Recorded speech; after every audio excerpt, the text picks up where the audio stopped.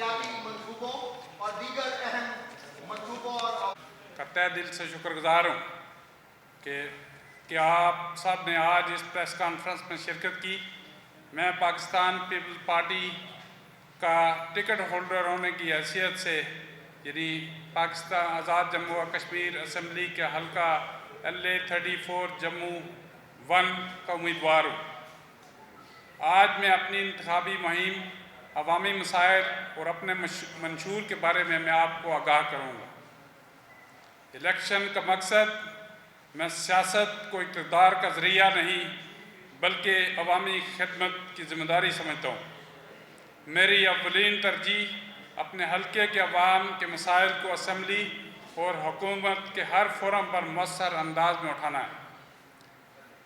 دیگر حلقے کے عام مسائل میں تعلیم کو بہتر کرنا، نوجوانوں کے لیے روزگار کی فراہمی، صحت کی بنیادی سہولیات کی بہتری لانا، سڑکوں، پانی، بنیادی انفراسٹرکچر کی بہتری، بیرون ملک کشمیریوں اور اوورسیز ووٹرز کے مسائل کو حل کرنا، نوجوانوں کے لیے صرف وعدے نہیں بلکہ عملی مواقع فراہم کرنا، فنی تعلیم، IT ٹریننگ، کاروباری معاونت، روزگاری کی فراہمی ہماری ترجیحات میں شامل ہیں۔ خواتین کی تعلیم، صحت بااختیار بنانے، معاشی خود مختاری کے لیے مؤثر قانون سازی اور عملی اقدامات کی حمایت کرتا ہوں۔ جموں و کشمیر کا مسئلہ کشمیری عوام کی امنگوں کے مطابق اقوام متحدہ کی قراردادوں اور کشمیریوں کے حق خود ارادیت کے تناظر میں حل ہونا ضروری ہے۔ میں عوام سے وعدہ کرتا ہوں کہ دیانتداری، شفافیت، جوابدہی کو اپنی سیاست کا بنیادی اصول بناؤں گا۔ میں پاکستان پیپلز پارٹی کے پلیٹ فارم سے، جو کہ ہمارا پاکستان پیپلز پارٹی کا ایک منشور ہے، عوامی خدمت، جمہوری اقدار، سماجی انصاف، عوامی فلاح کے ایجنڈے کو آگے بڑھاؤں گا۔ میں اپنے حلقے کے تمام ووٹر سے درخواست کرتا ہوں کہ وہ انتخابی مہم جو کہ ابھی رات 12 بجے تک چلنی ہے، اس میں مزید بڑھ چڑھ کے حصہ لیں اور پاکستان اور 2 اگست کو اپنے گھروں سے نکلیں۔ تمام بزرگ بھائی، بچے، بزرگ خواتین، بہنیں اور بچیاں اپنے گھروں سے نکلیں اور پاکستان پیپلز پارٹی کے نشان تیر کے اوپر مہر لگائیں۔ یہ پاکستان پیپلز پارٹی کے انتخابی نشان تیر پر مہر لگانے کا مقصد بیسیکلی آپ نے حکومتی جو موجودہ پالیسیز ہیں ان کے خلاف ایک فیصلہ سنانا ہے۔ میں اپنے حلقے کے اس کے علاوہ جیسا کہ آپ کو میں پہلے ہی پاکستان پیپلز پارٹی کے منشور کے علاوہ میں نے ایک اپنا منشور بھی ترتیب دیا ہے، جس میں میری ذاتی کاوش ہوگی کہ میں عملی اقدامات کرتے ہوئے مقبوضہ جموں و کشمیر کی آزادی کا فوری حل کے لیے کام کروں۔ اس وقت بھی میری تقریباً مور دین 60% فیملی مقبوضہ جموں و کشمیر میں آباد ہے۔ میری فیملی مقبوضہ جموں و کشمیر کے مقبوضہ ضلع پنچ سے تعلق ہے اور تحصیل مینڈر ہے۔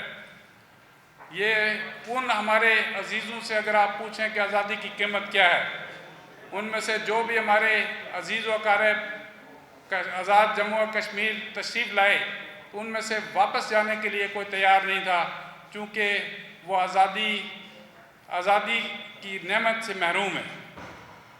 اس کے علاوہ آج کے اس وقت میں مہاجرین مقیم پاکستان کی شناخت قائم رکھنا کے لیے عملی جدوجہد کرنا بھی میرا ایک عام مقصد ہے۔ پاکستان میں موجود تمام کشمیری مقیم پاکستانیوں کا ووٹ کا درست اندراج کرنا بھی ضروری ہے، تاکہ یہ ووٹ نہ صرف وہ اپنے نمائندگان کی الیکشن میں استعمال کر سکیں یا حق اپنا استعمال کر سکیں، بلکہ UN کی قراردادوں کے مطابق اگر انہیں جس وقت موقع ملتا ہے تو ہمارے سارے کشمیری جو out side Azad Kashmir boundaries یا مقبوضہ کشمیر کے اندر ہیں وہ بھی اپنے حق اس کے اندر استعمال کر سکیں۔ اس کے علاوہ مہاجرین تھل جن کو زمینیں الاٹ کی گئی ہیں ان کے کئی مسائل ہیں، جس میں پانی کا مسئلہ سب سے بڑا مسئلہ ہے۔ تھل کینال چونکہ نہیں بنی تو ابھی بہت سارے ہمارے کشمیری بھائی وہاں پہ غیر آباد ہیں، تو وہاں پہ سولر ٹیوب ویلز لگوا کر ان لوگوں کو آباد کرانا میری پہلی ترجیح ہے۔ اس کے ساتھ ساتھ ہمارے اس وقت بھی 1999 اور اس کے بعد کے جو مہاجرین مقبوضہ جموں و کشمیر سے انڈینز کی اٹراسٹی سے تنگ آ کر مائیگریٹ کر کے آزاد کشمیر میں آئے اور وہ مختلف جگہوں میں مختلف کالونیز میں آباد ہیں، ان کو بھی پراپر طریقے سے آباد کرانا ہماری ترجیحات کے اندر شامل ہے۔ تعلیم کے بارے میں پہلے ہی ذکر کر چکا، اس میں ٹیکنیکل ایجوکیشن میری فرسٹ پریارٹی ہے، چونکہ آج کے دور میں اگر ٹیکنیکل ایجوکیشن ہوگی تو لوگوں کو روزگار گھر بیٹھے بھی مل جائے گا۔ مہاجرین 1965 اور 1971 کے کچھ مسائل ایسے ہیں جو کہ 1947 والے مہاجرین سے مختلف ہیں، اس پہ بالخصوص ان کی مالکانہ حقوق اور آبادکاری کے ایشوز ہیں۔ ان مسائل کو چونکہ میں خود بھی یا میری فیملی 1965 میں مائیگریٹ کر کے آئی ہے، ان کو میں بڑی اچھی طرح سے انڈرسٹینڈ کرتا ہوں اور ان کا حل بھی انشاءاللہ میرے پاس موجود ہے۔ بچوں کو فنی تعلیمی اداروں میں داخلہ، تعلیمی وظائف میں ان کو فراہم کرنا، یہ بھی میری پریارٹیز کے اندر شامل ہے۔ علاقائی زبانوں جس میں گوجری، پہاڑی اور کشمیری کا تحفظ بھی ہماری پریارٹیز میں شامل ہے۔ اسی طرح جھانگ میں دانش پبلک سکول کے لیے جگہ پہلے سے موجود ہے، تو اس پلیٹ فارم میں اگر اللہ نے مجھے موقع دیا تو انشاءاللہ میں بھرپور کوشش کروں گا کہ جنگ کے لیے دانش پبلک سکول کا قیام عمل میں لائے، جہاں پہ غریب کے بچے تعلیم کیڈٹ کالج کی لیول کی تعلیم حاصل کر سکیں گے اور اچھے اداروں کے اندر ان کو ملازمتیں اور دیگر ایڈجسٹمنٹ ہوگی۔ صاف پانی کی فراہمی بالخصوص ضلع جنگ اور سراؤنڈنگ ایریا میں ایک بہت بڑا مسئلہ ہے، یہ بھی ہماری پریارٹیز کے اندر شامل ہے۔ پشتینی سرٹیفکیٹس بنوانا ایک لمبا پروسیجر اس کے اندر انوالو ہے اور اس کے حصول کے لیے میرپور جانا پڑتا ہے، تو ہماری یہ کوشش ہوگی کہ تمام مہاجرین جو مقیم پاکستان ہیں ان کو پشتینی سرٹیفکیٹس ان کے اپنے ضلع کے اندر سے ہی وہ بنوائے جائیں۔ جعلی اسٹیٹ سبجیکٹس کی روک تھام کے لیے عملی اقدامات کرنا بہت ضروری ہے، جیسا کہ اس وقت بھی میرے مد مقابل امیدوار ناصر ڈار صاحب، جن کے عدالت کے اندر کیس بھی موجود ہے کہ وہ مقبوضہ کشمیر کے مائیگریٹی نہیں ہیں، بلکہ 1947 سے پہلے وہ آزاد کشمیر میں آباد تھے اور وہاں سے وہ لاہور منتقل ہو گئے، تو دوسرے الفاظ میں وہ اس الیکشن میں ایلیجیبل کینڈیڈیٹ ہی نہیں ہے۔ تو یہ جو نمائندہ مہاجرین کی سیٹ کے اوپر الیکٹ ہوتا ہے، یہ نہ صرف مہاجرین جموں و کشمیر جو پاکستان کے اندر آباد ہیں ان کی نمائندگی کرتا ہے، بلکہ مقبوضہ کشمیر کے اندر وہ مظلوم کشمیری بہن بھائی جو اس وقت وہاں پہ آباد ہیں، یہ بیسکلی ان کی بھی نمائندگی کرتا ہے، تو اس کا وہاں سے ہونا بڑا ضروری ہے۔ اسی طرح کمزور اور بیوہ عورتوں کی مالی معاملات جو کہ ہم اس وقت بے نظیر انکم سپورٹ پروگرام سے کر رہے ہیں، اور میں نے بڑی کوشش کی ہے کہ اپنے حلقہ انتخاب کے اندر جو مسائل درپیش ہیں ان کو حل کرانے کی بھرپور کوشش کی ہے اور انشاءاللہ کرتے رہیں گے۔ اسی طرح جس تھل جیسی علاقے کے اندر وہاں پہ تعلیم اور صحت کی دیگر سہولیات میسر نہیں ہیں، اور وہاں سے تعلیم حاصل کرنے کے لیے وہ لوگ اتنا افورڈ نہیں کرتے کہ وہ بڑے شہروں کے اندر جا کر اپنے بچوں کو اچھی تعلیم دلا سکیں، تو اس کے لیے ہماری کوشش ہوگی کہ بڑے سٹیز کے اندر ہم تعلیمی ان کے لیے کوئی پلاٹس یا اس طرح کی کوئی اسکیمز بنائیں جس کے اندر وہ اپنے بچوں کو رکھ کے اچھی تعلیم دلوا سکیں. تو یہ میرے چند ایک منشور کے پوائنٹس تھے. یہ وہ پوائنٹس ہیں جو کہ اپنی پارٹی یعنی پاکستان پیپل پارٹی کے منشور کے اندر سے نکلے ہوئے عوامی خدمت کے لیے میں نے منتخب کیے ہیں. تو جہاں تک کچھ ایسے پوائنٹس میں ہائی لائٹ کرنا چاہتا ہوں کہ میری الیکشن کمپین تقریباً پچھلے 1 ماہ سے میں کمپین کے اندر انوالو ہوں. تو میں نے اپنے علاقے کے اندر اپنے ووٹرز کے اندر بڑا جوش و خروش پایا ہے. میری کمپین دراصل ہماری سینئر قیادت کی رہنمائی میں بڑے اچھے طریقے سے چلائی گئی ہے اور ہمارے ووٹرز بڑے بےتاب ہیں کہ وہ 2 تاریخ کو اپنے گھروں سے نکلیں اور تیر کے نشان کے اوپر مور لگا کر پاکستان پیپل پارٹی کو کامیاب بنائیں. Thank you very much.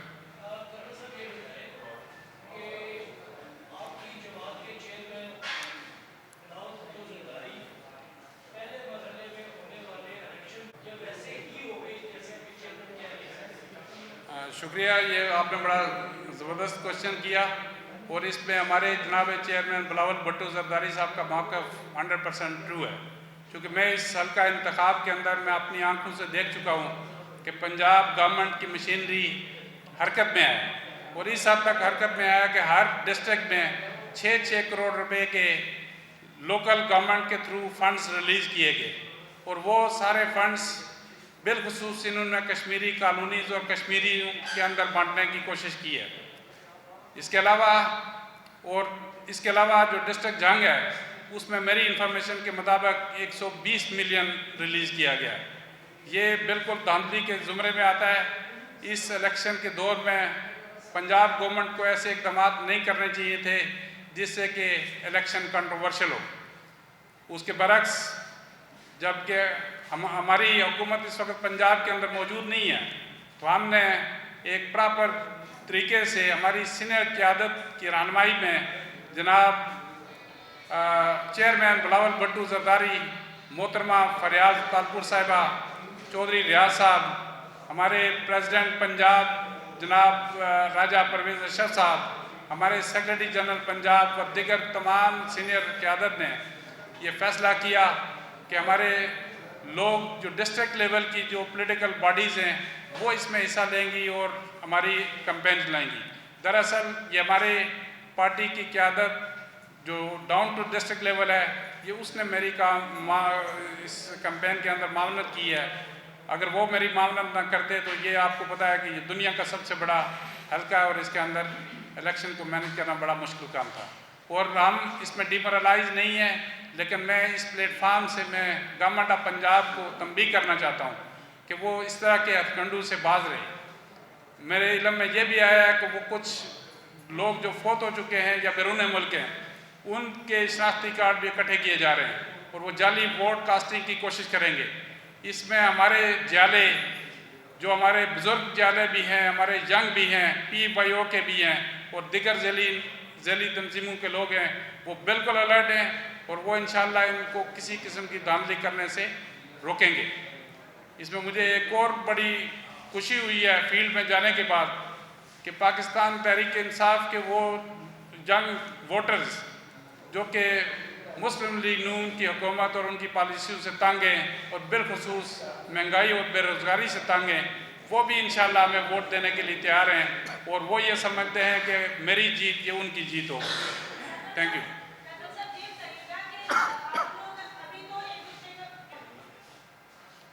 Boycott کی تو بات ہم نہیں کریں گے. ہماری ایک پولیٹیکل پارٹی یہ انفیکٹ جو میرے سے اوپر لیول کا یہ کوشچن جو آپ نے کیا ہے اس کا فیصلہ سینئر قیادت ہی کر سکتی ہے. اس پہ میں کوئی کمنٹس نہیں کر سکتا, لیکن اس وقت جو صورتحال ہے اس صورتحال کے اندر میرے خیال میں ہماری پارٹی ان کے ساتھ بیٹھنے کی پوزیشن میں نہیں ہے جس طریقے سے وہ جو ہتھکنڈے استعمال کر رہے ہیں.